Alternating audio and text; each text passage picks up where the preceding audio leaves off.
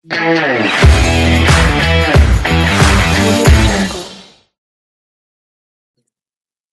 Assalamualaikum warahmatullahi wabarakatuh. Selamat datang pemirsa yang ada di rumah, yang ada di layar kaca, yang ada di YouTube channel-nya FUF.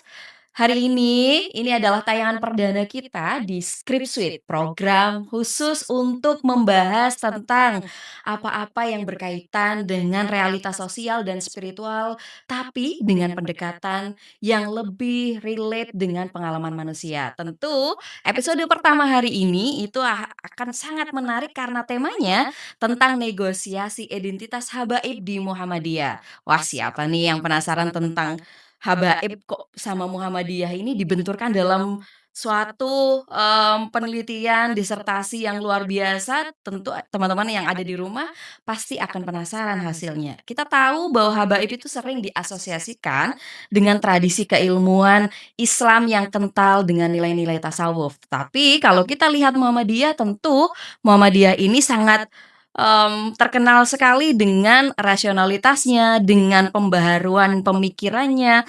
Lalu ketika kita lihat kedua identitas ini bertemu dalam satu ruang kehidupan yang sama, apakah akan muncul ketegangan? Apakah akan muncul penyesuaian atau seperti apa? Lah, kita saat ini sudah bersama dengan narasumber yang sangat luar biasa, yaitu Bapak Dr. Muhammad Helmi Umam M.Hum, seorang peneliti dan akademisi yang menelusuri tentang tema yang sangat mendalam melalui disertasi beliau. Selamat datang Bapak Umam. Terima kasih, selamat datang.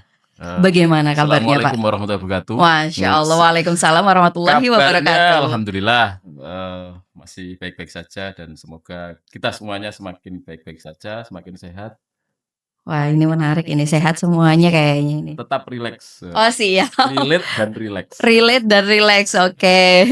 Saya belum mau perkenalan ini, Pak. Nama saya Lia Hilatul Masrifah. Jadi saya Salam kenal akan Mbak Lia. salam kenal ya, Pak. Saya akan mendampingi jenengan untuk membahas tentang apa sih yang menarik dari tema besar ini, kenapa muncul disertasi yang sangat luar biasa ini. Oke. Jadi sebenarnya kegelisahannya itu dimulai dari mana? Kok bisa jenengan memilih antara habaib dengan Muhammadiyah di ruang-ruang yang Iya. relate sekali ini? Monggo.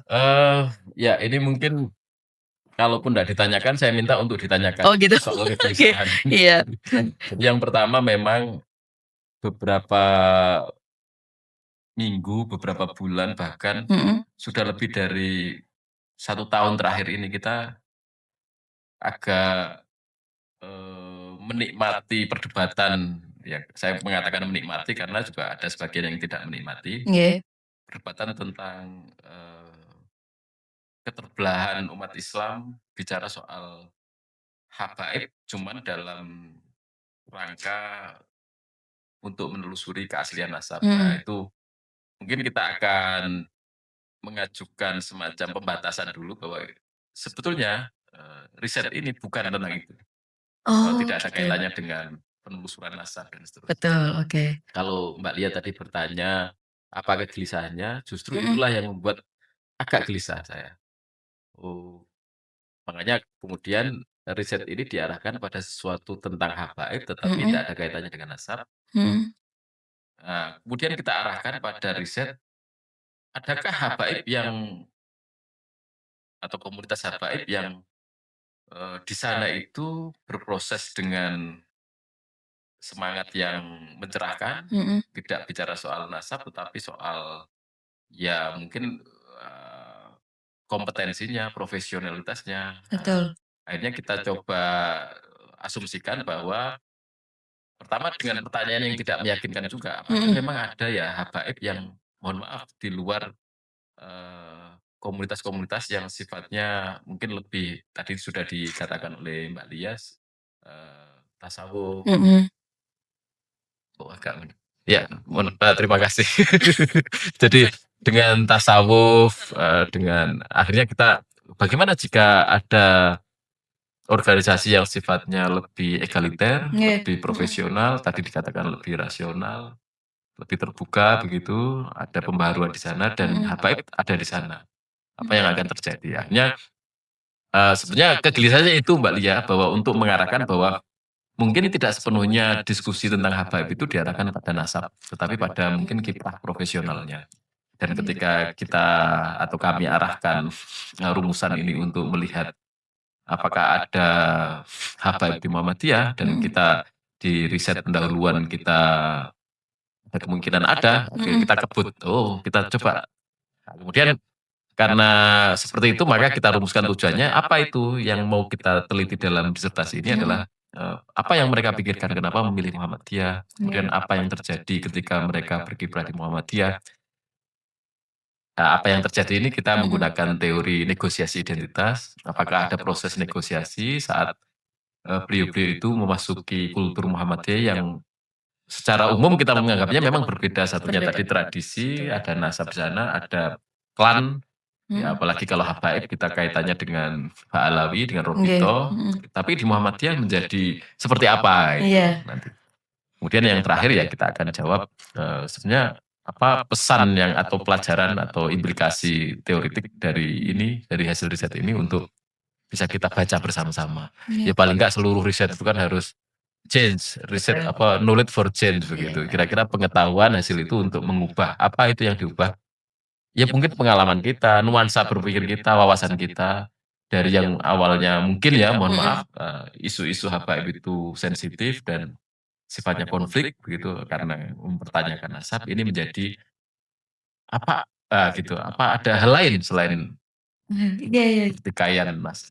Kita Wah makanya menarik. kita mau menghindari itu. Makanya sejak awal saya kulon nuwun, saya permisi ke beliau-beliau yang menjadi narasumber saya atau subjek penelitian saya itu juga mohon maaf ngapunten kita tidak ada kaitannya Hal-hal yang dengan ramai. riset-riset tentang keabsahan.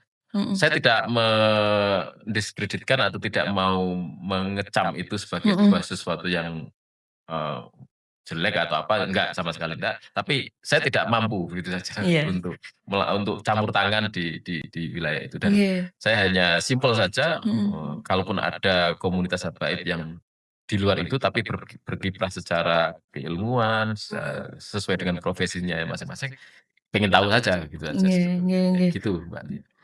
Karena memang kalau misalnya kita ngomongin soal habaib dengan beberapa organisasi-organisasi keagamaan Islam di Indonesia itu sangat variatif sekali. Lah jenengan itu ternyata di disertasinya menggunakan metode etnofenomenologi. Wah, itu baru bagi saya yang saya tahu itu etnografi sama fenomenologi. Lah, kenapa ini kok sepertinya dikawinkan? Apa korelasinya dengan tema jenengan, Pak Iya Imam? iya sebetulnya ini juga enggak populer juga, saya juga sejak awal di prosesnya itu, eee, sebenarnya saya mau menggarisbawahi sebelum itu Mbak Lia, kemudian. Jadi yang pertama itu yang ditanyakan, emang ada habaib di Muhammadiyah? Itu pertama. Jadi saya masih ingat betul bagaimana disertasi ini dipertanyakan itu agak lama. Jadi karena memang para penguji tidak terlalu yakin, bahkan sejak proses di awal proposal dan itu, karena memang sulit ditemukan. Nah, kalau ditemukan bagaimana? Pasti menarik ya. Oke, saya memperjuangkan itu ternyata ditemukan. Jadi patokannya adalah habaib. Habaib itu ukurannya bukan ngaku atau saya bukan, tapi memang punya semacam sertifikat dari Rohingya. Jadi memang benar-benar tercatat, memang ada. Itu yang kedua tadi itu. Jadi selain rasa penasaran bahwa ini hal baru, memang ada habaib di Muhammadiyah. Bukan secara konsep, kalau orang Muhammadiyah memang nggak mengenal habaib, tetapi secara genetik memang ada orang-orang Robito, habaib yang berkiprah di Muhammadiyah, di dalam organisasi Muhammadiyah dan aktif. Nah itu. Yang kedua, kalau bertanya soal etnofenomenologi, ya itu juga karena memang sebenarnya ada yang menggunakan metode itu dan kemarin di proses ujian itu juga kita sajikan ke para penguji bahwa ada riset internasional yang menggunakan etnofenomenologi menggabungkan antara etnografi untuk merekam apa namanya ya kebiasaan keseharian budaya mereka, itu yang satu untuk etnografinya, fenomenologinya untuk merekam pengalaman kebatinannya, kesadarannya, emosinya, konfliknya, pandangan mereka ketika memilih masuk Muhammadiyah itu tidak bisa etnografi, itu mungkin masuknya ke fenomenologi, saya pertanyaan simpel, Mhm. kenapa sih enggak di organisasi yang lain? Kenapa di Nggih. Muhammadiyah? Kenapa? Karena ketika masuk di Muhammadiyah, beliau-beliau itu sudah bisa dibayangkan akan kehilangan, beliau-beliau maksudnya habaib nih ya, Betul, akan heeh. kehilangan otoritas Iya, kehabibannya. betul, Karena nggih. kita tahu di perdebatan yang sekarang berkembang adalah, ya sebenarnya konflik itu ya karena yang satu memegangi bahwa saya ini, punya, apa namanya, keistimewaan nasab, Nggih, heeh. satunya memandang itu ndak terima gitu. Nah, sedangkan di Muhammadiyah, itu mereka mesti tanyanya, "Kenapa ibu bapak?" Gitu kan, karena Mhm. beliau rata-rata di sumber saya ini ndak mau atau ndak berkenan disebut Habib. dipanggil Habib atau Iya, heeh. atau Syarifah kalau Betul, perempuan. nggih. Kenapa ibu bapak memilih Muhammadiyah di mana saat masuk di sana, gitu, Mhm. itu hilang Hilang, keistimewaannya. Itu betul, kan nggih. pertanyaan-pertanyaan yang sangat fenomenologis untuk Iya, kita iya. telusuri, makanya Heeh. menggabungkan itu. Kalau mau dipaksa sebetulnya ya jadi satu saja, fenomenologi saja atau etnografi saja sebenarnya bisa. Tapi karena memang nggak dilarang Iya, gitu, ya iya kenapa coba-coba tidak, aja iya. ya gitu, menggunakan itu. Heeh. Ya, Len ternyata jenengan tadi udah tanya kenapa kok mereka memilih di mhm, Muhammadiyah yang memang katanya ya akan hilang iya, itu tradisi-tradisi yang ada di, iya, lingkungan habaib. Apakah ada yang dinegosiasikan? heeh, Apa heeh. bernegosiasi atau Iya, iya, ternegosiasi? iya. Nggih. Ini salah satu pembuka di teori. Jadi Mhm. saya memang, disertasi ini menggunakan metode penelusurannya etnografi dan fenomenologi untuk mendirect atau untuk mengelola seluruh isi riset. Karena kita akan menggali kebiasaan atau hidup beliau-beliau saat ada di Muhammadiyah maupun saat di Robito. Kemudian, yang kedua kita juga ingin mendalami, apa namanya, pengalaman, kesadaran beliau, pengalaman, batin beliau saat, aktif di kedua sisi ini. Nah, kita membuka dengan kalau analisisnya tidak menggunakan etnografi dan kita menggunakan model teorinya think to me, Stella think to me namanya. Oh, oke. Teori negosiasi identitas. Mmm, Kenapa menggunakan teori ini? Karena kita mau mencari model apa yang terjadi ketika dua identitas ini bertemu. iya, Satunya nasab habaib yang betul. walaupun rata-rata, narasumber atau subjek kami ini memang tidak ekspresif, tidak mengaku bahkan. Orang bahkan tidak tahu bahwa beliau habaib.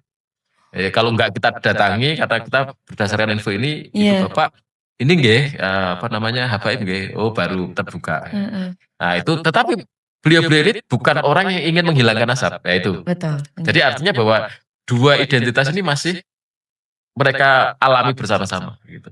Nah sebagai, habib atau syarif Mhm. atau sayyid, kalau yang perempuan syarifah begitu ya, Syarifah, Sayyidah. itu masih beliau pertahankan. Sebagai anggota Muhammadiyah yang militan juga Iya, dipertahankan. Nah itu. gitu. Nah dalam negosiasi itu kan biasanya kalau kita pakai Berry, teorinya Berry itu ya, negosiasi itu bisa jadi asimilasi. Nah, dalam untuk mempertemukan dua identitas itu bisa asimilasi di saat, eee, Habib dilepaskan, identitas Habaib dilepaskan, masuk menjadi Muhammadiyah, akhirnya Habaibnya hilang. Itu asimilasi. Atau integrasi, dua-duanya masih eksis. Saya Habaib, bahkan ada beberapa temuan yang menarik, cerita-cerita unik itu. Nggih, Eee, di Muhammadiyah dipanggil Mas, tapi ketika keluar ya dipanggil Habib, dan Habib. aktif di Robito. Oh, Dan gitu. di Muhammadiyah sama sekali nggak ada yang memanggil Habib. Bahkan Habib. teman-teman yang tahu bahwa beliau itu Habib Heeh. dari dzurriyyah, habaib misalnya, tapi Mhm. nggak ono kaitane ya gitu, nggak Iya, ngurus ya gitu. Jadi heeh, tetap heeh. bahwa ini adalah di Muhammadiyah jadi Mas, Bapak, Ibu begitu. Betul, Tapi nggih. di luar ya Kembali lagi ke di identitasnya sebagai habaib. Ngoten. kalau ada acara-acara Robito, di akun Nggih, Instagram-nya ya Habib heeh. titik-titik gitu. Saya Oh, nggak nyebut nama nggih, iya, tapi ada, ada, gitu. nggih, gitu. Jadi, kenapa kok saya nggak nyebut nama, karena belum izin, ini Oh, iya. mungkin dibedah. Tapi saya sudah izin kalau disertasi, itu Udah sudah, disertasi ya, iya, ya oke. ya Allah. Terus kalau misalnya nih, dari beberapa pengalaman yang jenengan sudah lakukan bersama, informan seperti para habaib itu, bagaimana mereka memposisikan gelar Habib itu di hadapan ya prinsip egalitarismenya Iya, iya, iya. beliau gitu?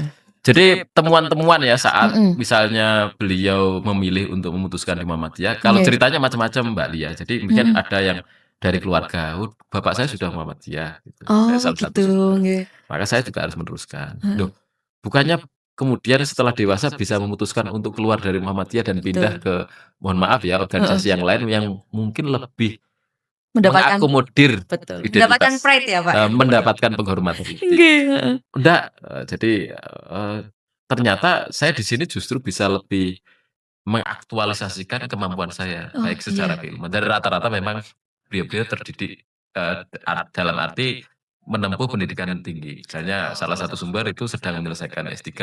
Nggih nggih. Ada beberapa informasi yang bahkan ada beberapa, guru besar yang habaib, guru besar yang ada di, tetapi kita belum belum sampai ke sana ya sumbernya. Iya. Ada yang sekolah di luar negeri, di Mmm.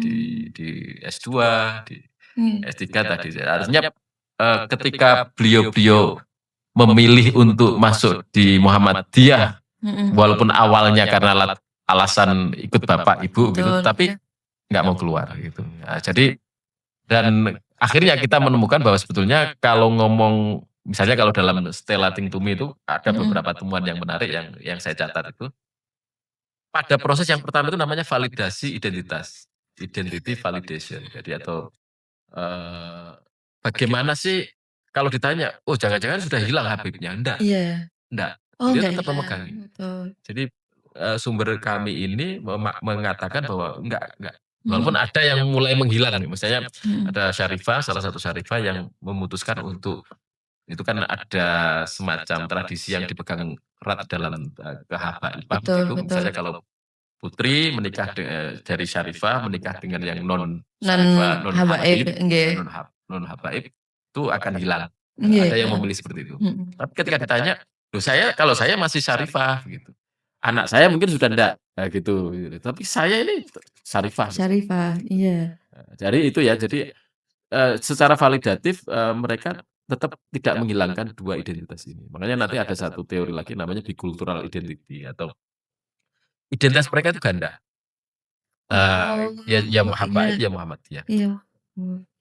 Walaupun seolah-olah saling menghilangkan, kalau sudah Betul. jadi Muhammadiyah itu hilang Habibnya, Iya, kalau kalau di di Habib itu hilang kemudian Muhammadiyahnya. Muhammadiyah yang egaliter, itu yang terbuka itu kemudian Heeh. ya otomatis agak tergerus, itu Heeh. mereka bertahan, Mmm. identitas ganda itu ya. Nah, kami ingin mencari bagaimana negosiasi terjadi. Mhm. Ternyata kesimpulannya memang ketika para habaib ini masuk di Muhammadiyah itu terjadi namanya soft negotiation, negosiasinya Submit. lembut. Oke. Yang sebetulnya itu usulan kami, untuk menambahkan apa yang ditemukan oleh Stella Ting to Me tadi Mhm. itu, bahwa sebetulnya, tidak harus terjadi misalnya soal adanya soal isu keamanan dan kerentanan, soal Betul. security dan vulnerability begitu. Terjadinya orang Muhammadiyah menganggap bahwa, "Oh, nggak peduli saudara dari siapa saja, dari kalangan mana saja, yang penting masuk Muhammadiyah, ikut aturan Muhammadiyah." Mhm. Dan habaib ini ikut aturan Muhammadiyah. Tapi satu sisi juga mereka tidak tunduk sepenuhnya, Mhm. sehingga tadi itu asimilasi penuh itu bukan, Oke. menghilangkan identitas awalnya, enggak, saya tetap habaib. Saya kalau di kantor jadi Muhammadiyah, kalau Iya. keluar ya saya bagian dari keluarga besar Robito, Betul. gitu. Dari kalangan Robito sendiri atau dari kalangan habaib sendiri itu apakah ada problematika tersendiri gitu? Kalau di Muhammadiyah kan jelas, organisasi yang memang terbuka Iya dari semua iya iya. kalangan. Kalau bagi dari kalangan habaib sendiri melihat ada Mhm. orang yang Ah, kaumnya iya ikut iya. ke sana, apakah Nah, ada permasalahan di ini situ atau pertanyaan yang keren sekali karena nggih. itu juga bagian dari temuan baru. Oh Bahwa gitu, sebetulnya nggih. kalau tadi dikatakan soft negotiation, Mhm. justru yang agak keras itu Nggih. ketika proses beliau-beliau keluar dari, misalnya, Mhm. "Kok di Muhammadiyah sih?" Nah Iya, itu kok nggak yang banyak lain juga sih gitu? cerita Heeh. lucu, kenapa Oh. beliau di Muhammadiyah itu juga pilihan yang menurut saya, atau menurut tidak hanya saya, Mhm. sebagian orang, "Kok aneh sih?" Nah, Mhm. misalnya ada salah satu sumber yang digoda oleh temannya, digoda itu Nggih. maksudnya Ya di-jokes ya ya, ya dikasih di-jokes jokes gitu. lah ya. "Terus ngapain sih Bu, ngapain sih Pak Heeh. di Muhammadiyah itu loh, di sana lebih dihormati," Nggih. gitu. Itu beliau, "Saya sudah nyaman Pak, nggak apa-apa saya nggak dihormati," Heeh. gitu.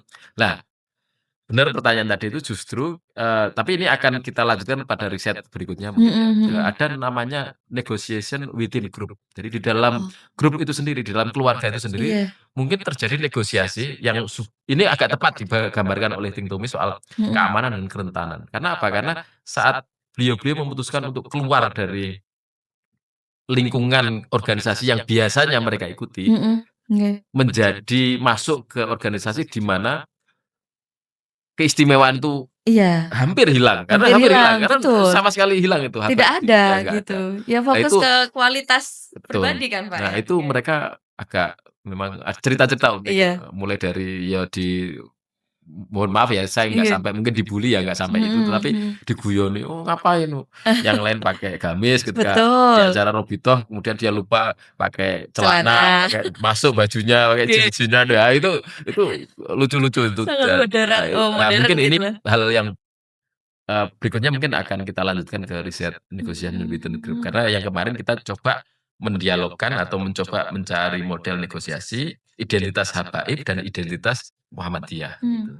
Jadi ini kenapa kok Habaib bukan Habib, karena memang kita negosiasi antar lembaga. Ini kan mhm. Habaib itu kan kehabiban, Iya, bukan lebih ke Habib siapa lebih Habib siapa. makro Tapi lah ya, nggih. karena kita melihat bahwa ada otoritas, keagamaan di sana, Betul, keistimewaan nasab, betul, nggih. macam-macam, tetapi di Muhammadiyah itu tidak, kok bisa ketemu, Nggih, kok bisa satunya tidak ngereken, satunya sangat kuat, heeh, apa betul. yang terjadi begitu. Iya.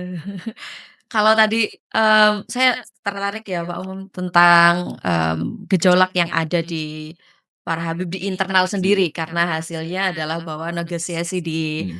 di apa namanya, di internal itu luar biasa. Apakah ada konflik batin yang mungkin jenengan, Nah, temukan ketika bersama informan-informan itu? makanya kenapa kok ada fenomenologinya, karena Mhm. mau menyoroti itu. Jadi Oh, oke, misalnya berbentuk nggih. pertanyaan, kayak tadi kan sudah disinggung di awal, "Eh, eee, ibu bapak kalau jenengan di sini kan sudah tahu konsekuensinya, Nggih, kenapa betul. tetap memilih di sini?" Heeh. Soal itunya enggak masalah. Mhm. Artinya bahwa tadi karena mungkin ada juga kisah-kisah sebelumnya keluarganya yang sudah duluan masuk Mhm, Muhammadiyah, nggih. kemudian ada yang meneruskan. Ada juga yang salah satu sumber yang mengatakan karena amanat dari orang tuanya. "Saya suka di sana, Mhm. kamu nanti walaupun ayahnya itu dulu belum masuk Muhammadiyah, tapi Nggih. coba nanti masuk ke sana." Gitu. Mhm. Karena saya berteman dengan misalnya tokoh Oh iya, Muhammadiyah, tokoh oh, nasional nggih Muhammadiyah nggih waktu nggih. itu, apa namanya, leluhurnya itu. Mhm. Itu juga cerita-cerita, tetapi ketika memilih di sana sebenarnya relatif soft tadi itu. Jadi bahwa saya masuk Muhammadiyah, saya tidak merasa terancam, nah itu. Mhm. Saya mungkin akan kehilangan keistimewaan saya di tempat lain, tetapi Mhm. saya punya keistimewaan, seolah-olah begitu jawabannya, walaupun tidak Mmm. menganggap itu. Ya sederhananya begini Mbak Dian, saya mampu kok berkiprah secara intelektual, Betul, secara nggih. akademis, Nggih. secara profesional di sana. Dan sumber kami macam-macam, mulai dari yang akademisi sampai akademis itu artinya didik, Mhm. intelektual gitu. Ada yang ahli keuangan misalnya. Oh, Misalnya memang nggih. langganan menjadi bendahara, Iya. menjadi anggap saja menjadi apa namanya, pemuka di bidang pengembangan ekonomi Muhammadiyah, gitu-gitu tuh ada. Karena Oh. beliau yakin bahwa saya mungkin ya tidak dihormati nasab, tapi saya Mhm. dihormati karena saya profesional. Betul, Saya betul. bahkan saya menjadi, anggap saja andalan lah gitu. Mhm, Jadi orang pentingnya itu di dalam gitu. Wah, nah, jadi perasaan-perasaan itu kan mungkin kita menggunakan model, deskripsi tebalnya mhm. ala-ala ya fenomenologi gitu. Jadi Iya. untuk menggambarkan perasaan mereka yang mendalam soal pilihan-pilihan. Mmm. Nah, di samping itu juga perasaan bagaimana beliau-beliau memilih keluar, ya tidak sama dengan makanya misalnya ada satu, sumber itu yang akhirnya variatif, Iya. satunya banyak di organisasi lain, hanya ini yang aktif di Muhammadiyah itu juga tetap berkomunikasi, tapi Mhm. awalnya juga agak agak rodok yo bermasalah sedikit lah, maksudnya Nggih. ya untuk menjelaskan untuk masuk Muhammadiyah ini kan juga, gitu di keluarga besarnya. Mmm. Wah, itu kalau misalnya kita karena itu adalah beberapa orang habaib itu kan udah menjadi andalan. Iya. Kalau udah andalan kan berarti beliau akan punya power lebih lah ya, Mhm. atau punya kekuatan lebih yang bisa mempengaruhi hal-hal yang lain. Kalau dalam dakwah ada nggak di Muhammadiyah itu yang dimasuki, yang disusupi atau Heeh ada heeh. ada sinkretisme lah ya di Iya iya, Muhammadiyah itu itu sendiri? pertanyaan yang masuk akal dan wajar, Nggih. ini jangan-jangan ada semacam strategi untuk menyusup ke sana. Betul, nggih. Tetapi sekali lagi Nggih. dari hasil kami, temuan Mhm. kami itu tidak ada. Itu Mmm. dibuktikan dari jawaban beliau-beliau yang enteng juga. Hmm. Kalaupun iya, Muhammadiyah tetap nggak akan mempan. Iya. Nggak akan ngereken kami, begitu gitu itu. Oke. Makanya akhirnya model negosiasi yang terjadi adalah Mhm. tadi itu bahwa saya full sebagai orang Muhammadiyah, ya bahasa sederhananya gini, saya kalau saat di Muhammadiyah ya pakai celana Gitu. kantoran begitu. Oke. Saya di luar saya baru pakai gamis, Heeh gitu, heeh. pakai sarung, pakai macam-macam, pakai. Nah, sehingga akhirnya yang terjadi adalah tidak ada penyusupan misalnya tadi itu dakwah yang dikendalikan untuk menjadi ada tradisi habaib masuk di Mhm. sana karena nggak akan ngefek. Beliau itu sudah percaya, nggak mungkin Nggak mempan itu nggak. Makanya yang terjadi adalah beliau justru aktif di luar. Bahkan ada salah satu sumber kami yang mohon maaf masih diundang oleh kelompok Nahdliyin sebagai habaib. Betul, nah Karena itu. diminta berdoa gitu. Nggih Tapi nggih. dia Muhammadiyah jelas. Tapi dia asli Iya. hafal nggak Pak itu Pak? Gimana? Hafal nggak itu doa-doanya? Iya Karena kan masih. diundang ke NU nih. Masih Heeh. karena tadi saya bilang bahwa Heeh. selain beliau aktif di Muhammadiyah sebagai Nggih. orang biasa, Betul. anggap sebagai orang yang egaliter terbuka, Nggih. beliau masih kok apa namanya, ngugemi atau mengamalkan Mmm. identitas Habibnya itu. Ya Oh. jelas masih wong itu kita kita diarahkan untuk melihat ini kegiatan-kegiatan kami di Nggih. Heeh. Instagram, ada kegiatan rutin Robitoh Mhm. di sini gitu. Oh, berarti balance ya Pak ya? Makanya Antara dunia pertanyaan tadi akhirat itu itu. kenapa kok saya konfirmasikan bahwa Mhm. tidak tidak tidak kita temukan penyusupan itu dakwah Mhm. di Muhammadiyah karena nggak ngefek satu, Mhm. kedua akhirnya jalan keluarnya adalah untuk mempertahankan bahwa saya tetap habaib itu ya saya Betul. aktif di luar selain organisasi, Iya, selain sebagai organisasi. organisasi. Dan itu aman-aman saja kalau Muhammadiyah nggak ada urusan gitu. Nggih. Maksudnya dan uniknya memang nggak banyak orang Muhammadiyah yang menyadari bahwa ada Habib di Muhammadiyah.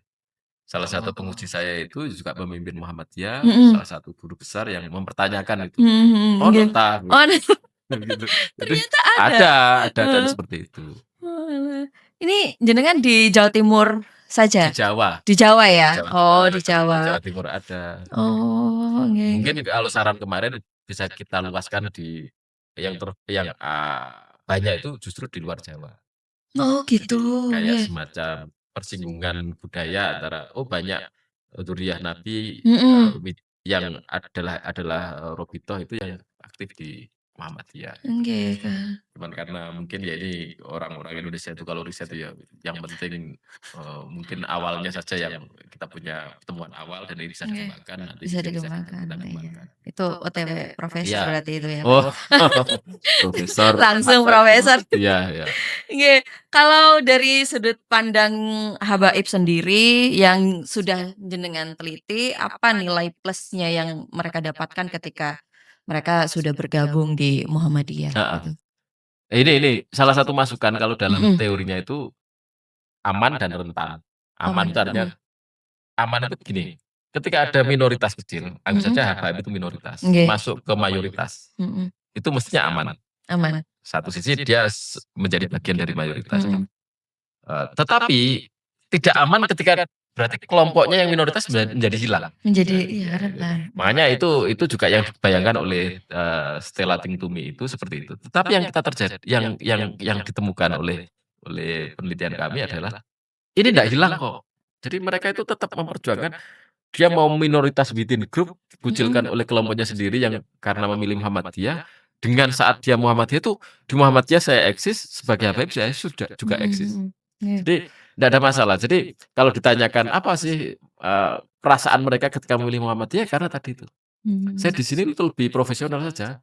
Mhm. Mohon maaf ya, Nggih. saya itu dihargai di sini bukan karena saya karena Iya, nggak ada yang tahu juga, betul. satu. Kedua, kalaupun ada yang tahu, nggak ada yang reken, kayak gitu. Iya. Itu jawaban selalu diulang-ulang. Nggih. Kalaupun tahu sini itu saya itu ya Pak, dia panggilnya Abah, Pak, kita Nggih, Dik, heeh kayak gitu. heeh. Kalaupun tahu, kalau nggak tahu, ya nggak masalah. Karena saya di sini dihargai bukan karena saya itu nasabnya. Nah, itu Betul. mungkin perasaan-perasaan yang kita sebagai peneliti dari luar, Mhm. secara etik mempertanyakan. Kok pilihannya nggak enak gitu. Maksudnya Nggih. kenapa kok memilih sesuatu yang nggak dihargai, padahal ini Betul. modal sosial atau Iya. ini bisa menjadi kapital bahwa saudara turunan, Mhm. Habib, nabi yang, Nabi, iya. di Indonesia itu kita tahu sendiri Betul. istimewa posisinya, kenapa kok memilih nggak Iya, istimewa? privilege-nya kan banyak ya, Pak, ya. Jadi kita bingung juga akhirnya. Betul, nggih. Oh, beliau-beliau justru menikmati itu. Saya pengen itu dihargai, saya itu memang mampu kok, kenapa saya harus Oke, nasabnya, saya itu betul. bener-bener pengajar, saya bener-bener Mmm, pebisnis gitu, mhm. gitu. Oke, menarik itu karena Nah, bagi Muhammad saya sendiri mhm, sebenarnya keuntungan bagi Muhammad sendiri nggak terlalu karena kita nggak meneliti Muhammadiyahnya ya, meneliti nggih, habaib di Muhammadiyah. habaibnya, Sebenarnya Muhammadiyah kalau versinya teman-teman yang aktif di Muhammadiyah ya mhm. siapapun sebenarnya. Kita itu bahkan ada kolega kami yang guru besar juga pimpinan Nggih, Muhammadiyah, Muhammadiyah. ya kita nggak tahu kalau ada, "Oh beliau itu habaib tah," Ter gitu. ternyata baru tahu setelah Heeh, dan hasil riset beliau ini, nggih. mengapresiasi beliau sebagai sebagai aktivis Personal nggih, Muhammadiyah, bukan mhm, sebagai habaib. mhm. Beliau beliau hebat di sini, bukan tapi nggak tahu kalau beliau itu habaib. Ternyata Memang habaib, benar nggih. dan di Muhammad sendiri siapapun boleh berkiprah dan Mhm. mohon maaf ya, ini disclaimer, saya ini berdasarkan riset saya dari apa yang saya temukan, karena Mhm. saya sendiri bukan orang Muhammadiyah, Mbak, dia. Lah nggih. Saya aktivis NU, Loh itu, itu. iya saya dapat spill-spill-an tadi ternyata yang menulis ini adalah orang Mhm, NU, aktivis NU, kok mhm. tertarik ke Muhammadiyah bukan yang di NU, gimana itu? Iya, sebenarnya saya kalau ditanya apakah tertarik ke Muhammadiyah, ya itu terlalu jauh pertanyaan. Lah Tetapi terlalu jauh ya? waktu itu saya Nggih, tertariknya kalau habaib terafiliasi dengan NU sudah banyak, mhm. Oh walaupun nggih, betul betul. walaupun bukan, tidak sepenuhnya aktif di kepengurusan Mhm, struktur ya, banyak nggih, ya. Misalnya pengajian-pengajian, warga Nahdliyin yang selalu mengundang habaib itu kan sering. betul, iya. Nah itu kalau saya neliti itu, ya kan ya nggak menarik menurut saya waktu Iya, itu. Kan nggih, sudah banyak yang, apa sih menariknya? Tapi kalau ini heeh, kita nggak ngapain saja cerita bahwa adakah habaib di Muhammadiyah itu sudah menarik, nah gitu saja. iya, bener bener. Dan akhirnya kita temukan juga bahwa ada hal-hal baik di sana yang dulu itu begini, Mhm, mungkin, ibu bapak yang saya sowani untuk jadi narasumber saya itu mungkin ada hal baik yang bisa dibaca oleh pembaca kami atau mungkin kalau di sini podcast kan pemirsa gitu, nggih, bahwa ternyata tidak semua persoalan identitas habaib itu tentang nasab, nggih, tapi juga ada mhm. kiprah, ada sesuatu yang lebih egaliter, kosmopolitan, dan seterusnya. Mhm. Gitu, Mbak, nih. Menarik sekali. Kayaknya ini akan terus banyak pertanyaan karena hasilnya luar biasa.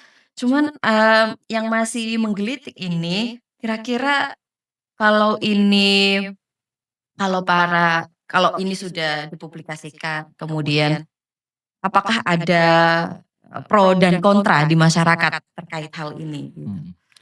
Salah satu temuan di Think to Me itu ada namanya strategi komunikasi identitas itu namanya mindful identity. Jadi Nggih, kayak, MIA, Mindful Identity mhm, Attunement. Salah satu hal yang membuat negosiasi itu berjalan soft atau smooth itu mhm, adalah karena kemampuan mengadaptasikan komunikasi antara Habaib dan Muhammadiyah. mhm, Beliau-beliau itu yang aktif di Muhammadiyah itu satu, mohon maaf ya, memiliki kemampuan berkomunikasi yang baik. Jadi kayak semacam bahwa, "Yo saya masuk Muhammadiyah kula nuwun saya," mhm. seperti itulah Nggih kira-kira nggih, sederhananya. permisinya, "Kula nggih. nuwun saya masuk Muhammadiyah karena saya ingin berproses di sini, apa yang bisa saya lakukan, Mhm, kemampuan apa yang dibutuhkan oleh Muhammadiyah, saya siap," gitu. Bukan mhm. bukan yang mohon maaf ya kalau konflik yang terjadi itu kan bahwa, "Saya habaib loh, Nggih nggih. saya istimewa loh." Mhm, Maksudnya saya harus masuk ke top manajemen gitu, karena saya baru masuk, eee, sorry, karena saya masuk tetapi saya punya keistimewaan. iya, Tapi kalau di sini tidak. betul. MIA atau Mindful Identity Attunement ini juga disoroti oleh Think to Me dan memang kita temukan. Karena mungkin, latar belakang pendidikannya yang cukup, sehingga pilihan-pilihan itu menjadi sangat sangat sangat menarik, sangat masuk akal dan itu yang bisa kita ambil pelajaran, gitu. Nggih Jadi nggih. misalnya hal baik yang bisa dibaca adalah bahwa, oh, beban moral mereka atau tanggung Mhm, jawab moral mereka sebagai keturunan nabi itu tidak hanya mengatakan bahwa saya keturunan nabi, tapi betul, nggih. saya mampu Iya, untuk menjadi mohon maaf ya, faktor perubah dalam mhm. perubahan di masyarakat, menjadi faktor penting dalam hal-hal yang bisa menambah, kebaikan di masyarakat itu. Jadi kayak semacam tanggung jawab etis daripada tanggung Betul. jawab nasab dia. Jadi lebih luas lagi kalau kalau beberapa, orang melihat bahwa kalau udah habaib, ya udah fokus dia ke pengajian gitu. Heeh. Ternyata lebih luas lagi, Iya. pola dakwahnya lebih ke profesional juga bisa, ke Ya, bidang-bidang ya. yang lain juga bisa Iya. gitu ya. Tapi tidak ditinggalkan, misalnya ada yang Iya, memang begitu, ada yang heeh. memang, gayanya yang tadi itu yang beliau yang pebisnis itu memang Nggih. nggak sampai ngopeni pengajian gitu, Nggih, enggak. heeh, Tapi iya, iya. yang tadi itu kan bicultural identity-nya kayak misalnya yang identitas ganda tadi itu di situ full lebih luas kan. Jadi peran-peran sosial Betul. kembali ke Ramadan, ya ngaji. Ramadan ya ngaji Kayak lagi, nggih. ngaji-ngaji seperti pertemuan-pertemuan acara-acara Robiqah yang lain. Iya, iya. Sholawatan gitu. Tetap salawat tadi. Sholawatan, tapi maulidan itu kan unik. Iya. Nah itu yang sebenarnya, oh ternyata asik ya gitu. Kita itu sebagai peneliti atau mungkin pembaca yang membaca ini, Nggih. oh gitu toh, itu tidak sepenuhnya bersih tegang gitu antara identitas itu. Ada warna baru lah ya, Kak, ya. Oke. Oke, ini karena segmentasinya kayaknya juga terbatas. Kira-kira menurut Pak Umam, apa sih yang perlu orang-orang tahu dari hasil disertasinya dengan kesimpulannya itu seperti apa sih gitu? Yang pertama tadi saya mau melanjutkan yang dari Gary itu bahwa Nggih. setiap negosiasi itu tidak harus berakhir asimilasi, separasi maupun marginalisasi. Ada satu model negosiasi yang integrasi. Jadi dua-duanya bisa. Ini bagus sekali. Kadang-kadang konflik itu terjadi ketika satu menyerahkan, saya pasrah sudah. Nggih. Saya mohon maaf ya, saya masuk ke organisasi ini saya akan bilang identitas awal saya. Atau sebaliknya, saya masuk, kamu harus menurut saya. Itu juga nggak menarik. Itu namanya separasi atau marginalisasi. Nah, integrasi ini kita temukan di saat HKI masuk ke Muhammadiyah. Identitas awalnya masih ada, Muhammadiyah juga ada. Jadi kerjasama yang baik. Kemudian yang kedua, riset ini sebetulnya menggambarkan bahwa di antara internal komunitas muslim sendiri itu bisa kok kita bangun hubungan yang harmonis tanpa saling menidakkan.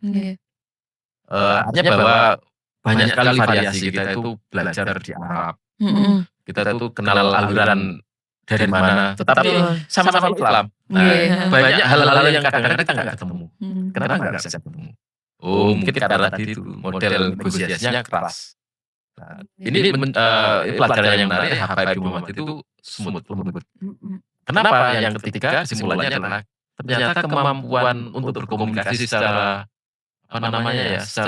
secara layak, kompeten itu diperlukan. Mindfulness. Jadi bahwa kita mungkin ya komunikasi harus tetap ditata untuk membuat Indonesia yang multikultural ini, kalau satu kultur ketemu kultur yang lain bisa lebih halus.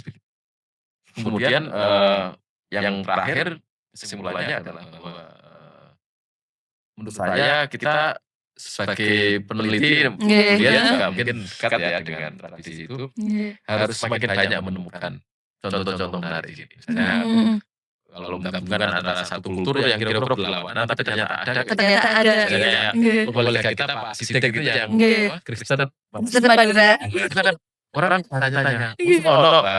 Masa ada Kristen Madura? Kita teruskan. Madura Muhammadiyah kan menarik. Iya, Ini betul. anak kami sedang melakukan riset Oh gitu. Madura Muhammadiyah. Jadi orang-orang asli Madura yang Muhammadiyah. menarik. Pasti menarik karena kental sekali dengan ke-NU-annya gitu. Madura katanya agamanya aja NU. gitu. Guyonannya. Tapi kok ada Muhammadiyah? Nah, bukan untuk seru-seruan sebetulnya. Ada pelajaran di sana bagaimana budaya-budaya ini bertemu dan kita pelajari. Mungkin ada hal menarik yang bisa kita ambil untuk memperkuat harmoni sosial. Masya Allah, luar biasa sekali. Teman-teman yang ada di rumah ini kayaknya perbincangan seperti ini itu tidak akan pernah usai karena temanya terus berkembang. Jangankan tadi yang habaib di Muhammadiyah, sekarang aja Madura Muhammadiyah yang ada di Madura itu gimana lagi Pak? Ini kita tunggu ya hasil risetnya dari teman-teman yang ada di FUF ya Pak ya. Jadi mahasiswa FUF sedang riset maka pasti akan dilanjutkan di episode selanjutnya. Oke Pak Omang, saya kira untuk episode hari ini kita akhiri talk show-nya, podcast-nya, atau perbincangan kita hari ini.